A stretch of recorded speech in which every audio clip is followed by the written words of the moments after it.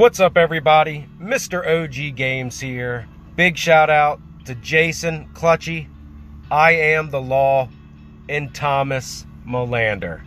And Thomas, I'm finally getting to it. Like I said, sorry it took so long, bro. Now, today, we're getting in to March setups and also reviewing the troop positions and looking at the march formation. Now, these are going to be all the basics in which you need to know in order to better understand where your troop should be positioned as far as numbers, where they will be at when they line up against the enemy. That way you can know what would be strategically the best march setup for you, and also what would be the best troops to use. So whether you are running 7 and 8s, T8s, T9s, T10s, T11s, some 11s and 12s, straight 12s, straight 10s, straight 11s, whatever it may be, we're going to look at where they're going to line up and how it's going to benefit you. So to start off with, you must know what basic buffs that the troops come with. And what I mean by that, for even tier and odd tier, whether it be infantry, cav, archer, mage, they're all going to come with their base bonus, okay? Just to give you a rundown, this is for your even tiers. Even tier infantry are going to give you 25% reduction from mages. Cavs, 20% attack. And that's for your whole army. Archers, 30% damage against infantry. Mages, 15% damage in defense for everyone that's in defense. Now, odd tiers, infantry, 15% HP when you're on the defending side. Cav odds, 25% reduction from archers attacking you. Archers in the odd level, 25% damage against mages. And then mages at their odd tier are going to give you 30% damage against cavs. That comes in big time later on in the game when you see a lot of people moving to cavs. Mages can be diddly against cavs, so that's why it's good to have that reduction on mages. But that's a whole nother video, and in fact that's going to come up in a future video with some equipment and also looking at some enhancements that I think are fundamentally key to your survival. Alright, now with that said, as far as position, and what I mean position is range, okay? Range on the battlefield. Your infantry range is 0.5, which means they are the troop that's going to be in the front of everything, okay? No troop can go past 0.5. Cavs are 0.9, which means they're going to be slightly set behind infantry.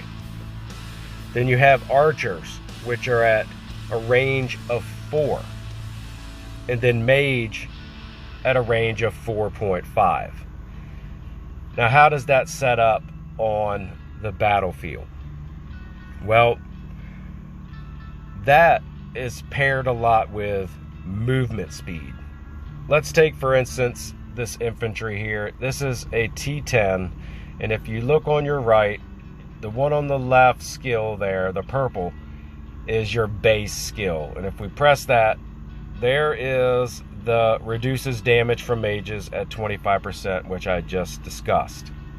Okay, above that you'll see movement speed of 10, and then you see your range at 0.5.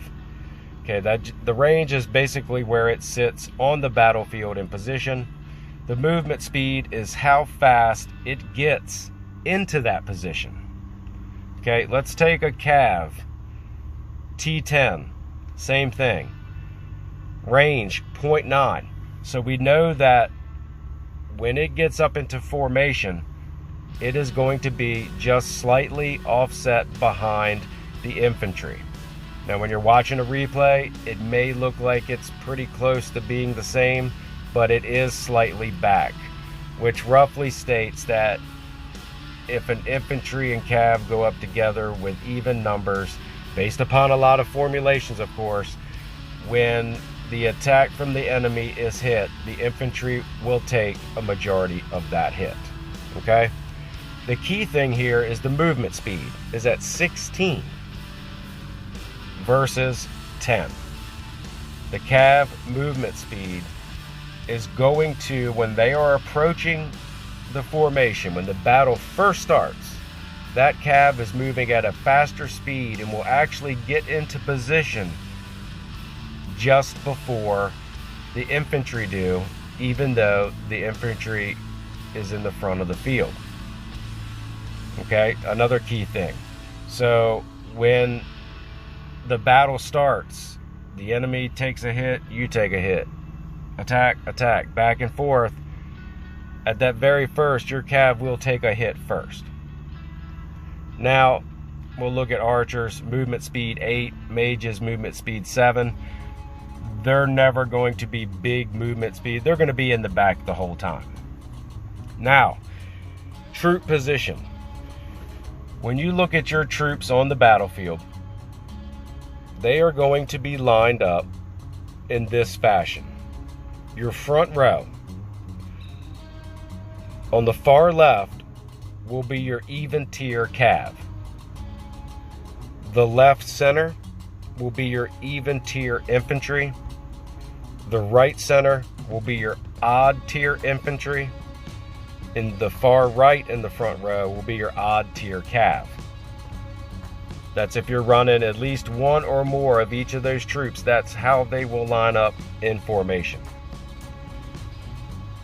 Behind your odd tier infantry will be your angels. That is crucial. Remember that. Behind your odd tier infantry will be your angels. Then in your back row, the same as the front row basically, from left to right. Back left will be your even mages.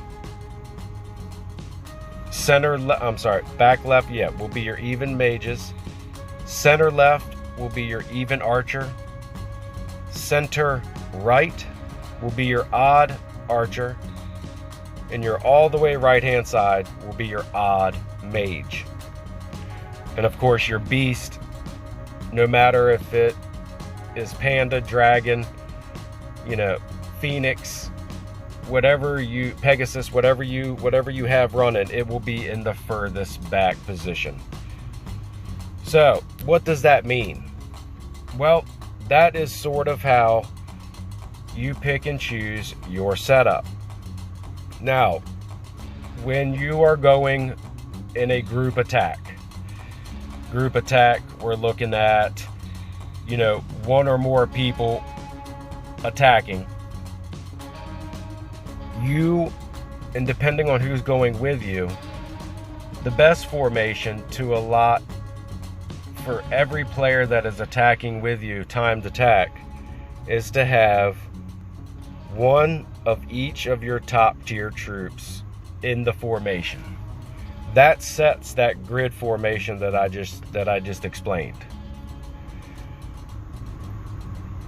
Does it have to be that way? No. But the first person that lands in an attack sets the formation. So say for instance, if somebody lands first on a timed attack, they're running even infantry, one odd cav, one plus even mages, and some odd archers. Well, that's going to be a formation with many gaps in it.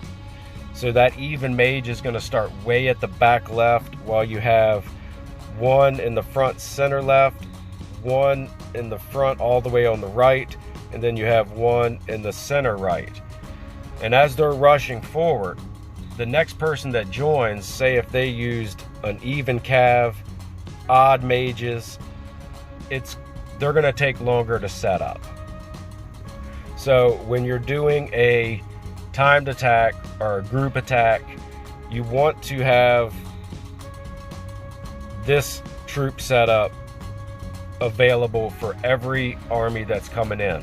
Now, some things that maybe if you're going with someone else and you know exactly the troop they run and it mirrors yours, you don't have to worry about sending one of the other tier to set the formation, because you're sending the same thing. But not all the time. When an alliance is attacking all at the same time, you're not going to all have the same troops. The likelihood of that is very, very, very slim.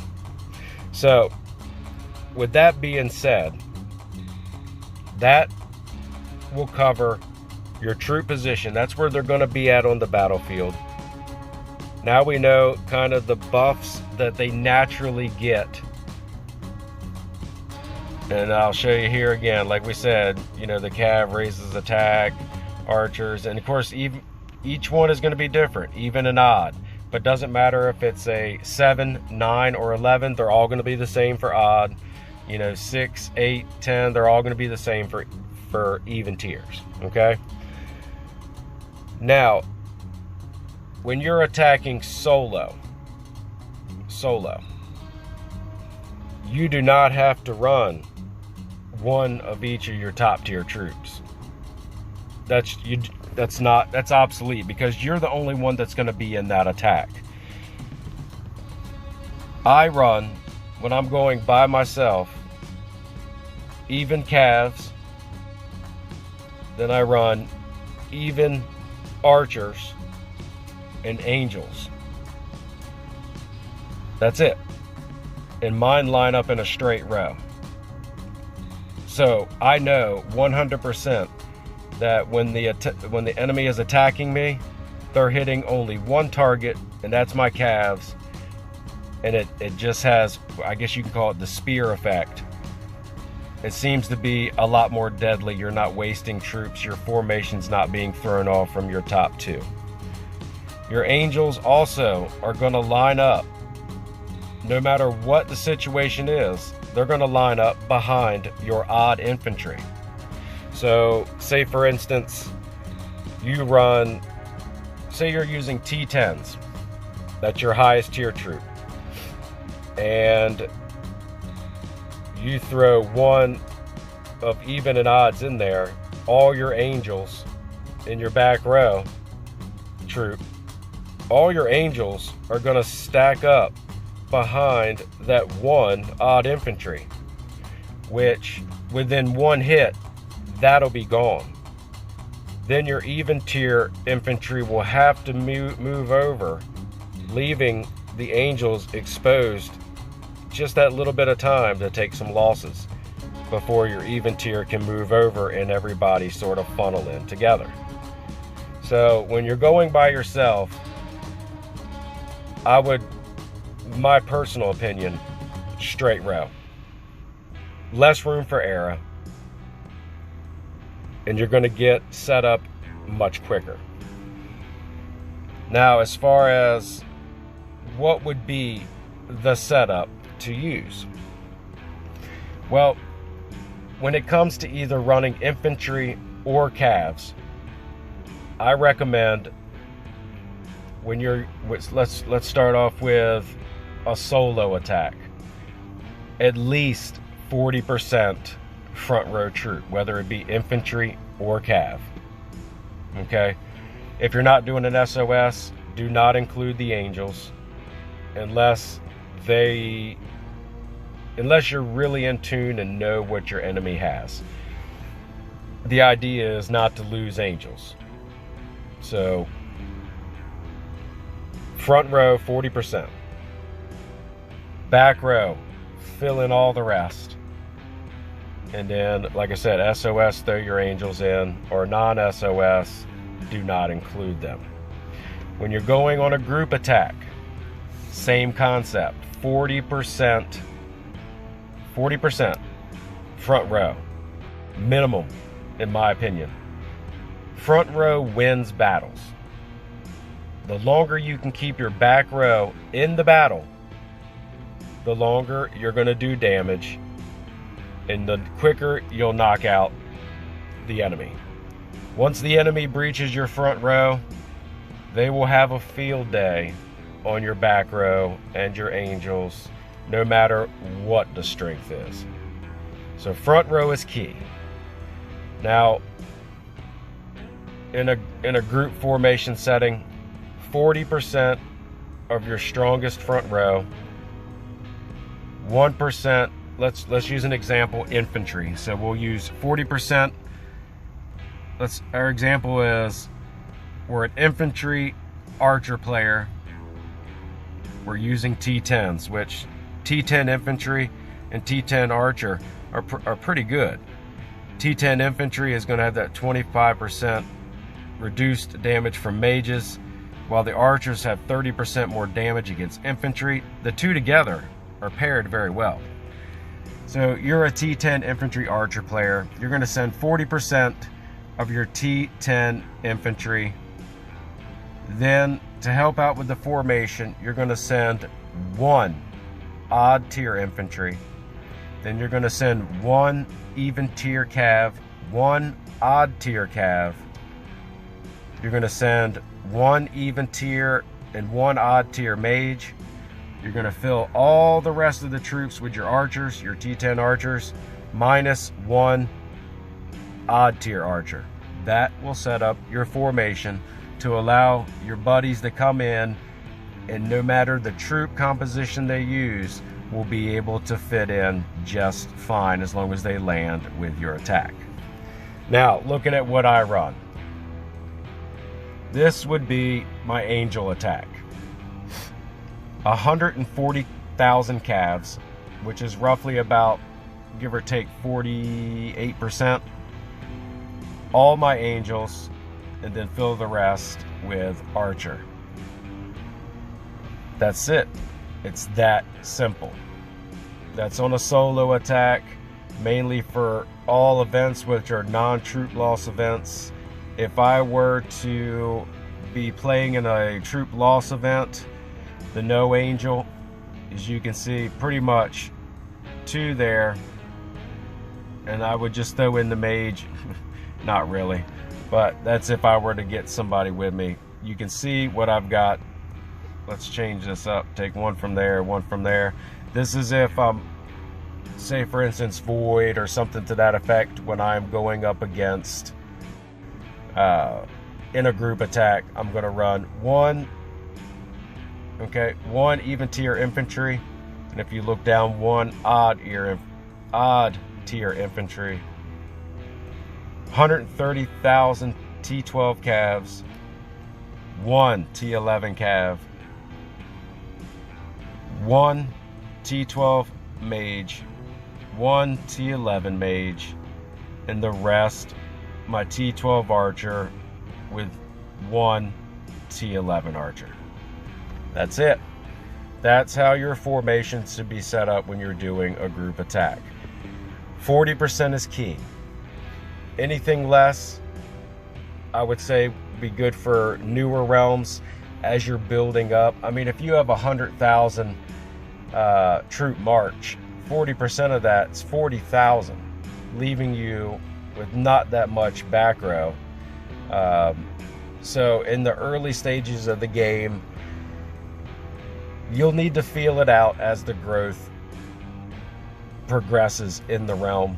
But I would say no less than 30%, no less. And as the bigger opponents come, that number must go up, that percentage must go up.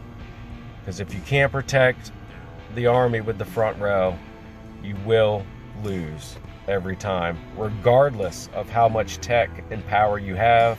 If you can't keep your front row in the game the whole time, you're done. You're done.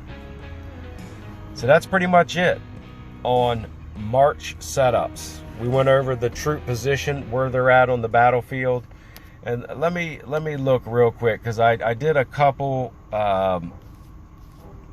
let's see, I did a couple little hits the other day. Sorry, this is a lot of stuff. That's Brave Valley. I can't remember when I did it. Was it after Brave Valley? Oh my, so many. I tell you what, let's do this. We'll make it simple. We'll show a couple examples here. We'll attack a monster, and this is going to be pretty simple. This will be what it looks like when you do all your setups. So look, we'll just do 5,000. These are going to be my even tiers. So when you see them on the replay, you're going to know exactly which ones were what. Unfortunately, I don't run mages, so I don't have many of them. And then our odd tier, look, we'll throw in 10,000 angels. And then here we're gonna just do these at, where we did 555s. We'll do these at 2,000. 2,000. Come on. You're not liking me today, are you? There we go. And then we'll do 50, because once again I don't have many T11s. Okay, so that's what we're going to look like we're going to send. And you can see how they match up when we look at the replay. So we'll give this a second. Oh, and by the way, the Ice Phoenix is badass. And I did do a video on that as well. Okay, you can see here, if we go back and look, that layout, just what I was referring to. You can see the calves come up on the outsides because they are much faster. They get into position way faster. And you can just watch it take its toll. We'll watch it one more time. I wish you could pause these. We'll look at the My Troops. Now you see which one is taking the hit first. And then which one's going to take the hit first. Odd tier infantry took the hit first. Then it rotated over to the even tier cav. And that's basically because the numbers were higher and it moved up further. It's that simple. You can see the layout. It's going to be the same every single time. You can see my angels lined up behind my odd tier infantry. Now, when you're fighting a beast versus fighting a player, there are going to be a lot of differences as far as what they're going to aim for opposed to what the beast is going to aim for.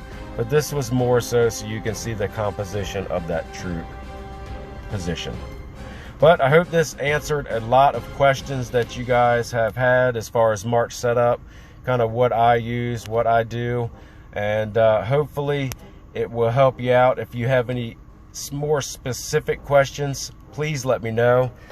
We will do in some future videos also best reinforcement formations. It's going to mirror a lot of your attack formation with some minor differences. But that is it in a nutshell. Troop formation, March setup. Hope it helped. And we all want to advance. We all want to be a little better in the game. And hopefully this helped out. But as always, if you guys liked the video, smash the thumbs up button. And if you haven't already, don't forget to subscribe. And until next time, y'all keep gaming. And I'll see you in the next one.